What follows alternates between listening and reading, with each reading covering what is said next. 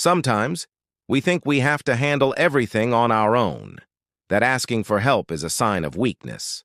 But have you ever thought that this stubbornness could actually be the biggest roadblock to your dreams? Today's story is about a young man named David who tried to do everything alone to achieve his dreams. But along the way, he realized his limits. And more importantly, he learned that asking for help doesn't mean you failed. In fact, it's part of the journey to success. If you're curious, stay with us till the end of the story. Once upon a time, in a small village surrounded by green fields and rocky roads, lived a young man named David. Most people in the village were farmers. Life there was peaceful, but full of challenges. David, 23 years old, worked as a carpenter. He had learned the craft from his late father. He owned a small shop in the village, but the roof was falling apart. Every day, David worked alone, building chairs, fixing old tables, and dealing with customers who always tried to bargain down his prices. After all that effort, he barely made enough to buy bread, soup, and firewood for the winter. But David wasn't satisfied with just getting by. In his free time, he would sit by his small window, look out at the distant hills, and dream. "I'll have a big furniture store of my own one day. People will come from far away just to buy my furniture," he would say to himself. Reality, though, was tough. Every time he tried to save money, some unexpected expense would appear. A leak in the roof, a broken tool, or a medical bill for his sick mother. Some villagers laughed at his dreams. One farmer even said, "David, you can't even afford good wood and you're dreaming of a big store?" Those words cut deep, but David never gave up. One day, an elderly man named Mr. Aziz visited David's shop. He was a traveling merchant known for his wisdom. He asked David to build a large dining table and gave him a week to complete it. It was the biggest job David had ever received, and the pay was good too. But halfway through, trouble started. On the third day, David ran out of wood. He went to the local wood supplier, but due to winter demand, the prices had doubled. He could only afford half the wood he needed. David thought, "I can't ask Mr. Aziz for more money." He tried borrowing money from a man named Wed, but Wed just laughed and turned him down. Frustrated, David wondered, should I just sell my shop? Is chasing this dream just foolish? That night, he sat on an old bench, staring at the few coins left on his table, wondering if he was being greedy. Then he remembered his mother's words. "David, every big thing starts with a small step. Don't be afraid to start, no matter how hard it gets." The next day, with new motivation, David went to the city.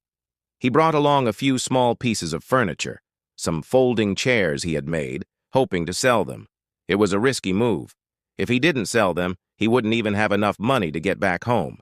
He set up a tiny stall in a busy corner of the city market. At first, no one paid attention.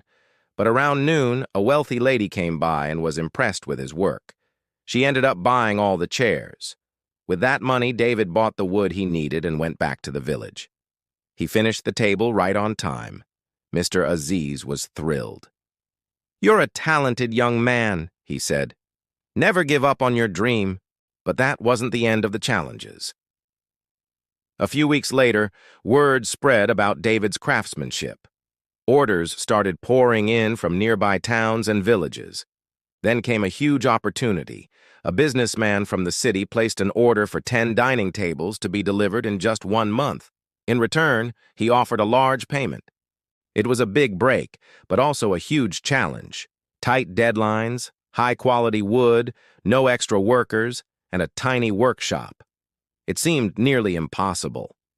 Still, David said yes. That night, he sat down to make a plan. If he worked non-stop from morning till night, it might just be doable. But he didn't have enough money for the wood. In the end, David decided to sell the last memory of his father, a gold watch. It had deep sentimental value. As he stood in the jewelry shop selling it, tears welled up in his eyes. But he knew it was just one more step, and sometimes you have to take risks to achieve something big. With the money, he bought the best wood and worked day and night. He often skipped meals and barely slept. His hands were cracked, his head ached. But he didn't stop. Villagers said, "David, take a break. You'll get sick." But he didn't listen. In the final week, one of the tables kept breaking because of a flaw in the wood. That's when his mother walked into the shop and saw David sitting with his head down. She said softly, "Son, take a rest. Life isn't just about chasing dreams. You have to take care of yourself, too." Through tears, David replied, "I just want to prove that I can do this." "Don't worry, Mom. We'll come out of this poverty soon." She placed her hand on his shoulder and said, "You've already proven a lot. Your hard work, your patience. But remember, if your health breaks down, all this success will mean nothing." David sat in silence for a while, then said quietly, "You're right, Mom, but I have to finish this job. If I do, it'll bring me so much closer to my dream. People will recognize me, and I'll earn a great reputation."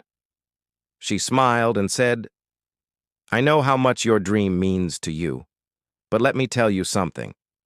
If you try to carry all the weight alone, you'll wear yourself out.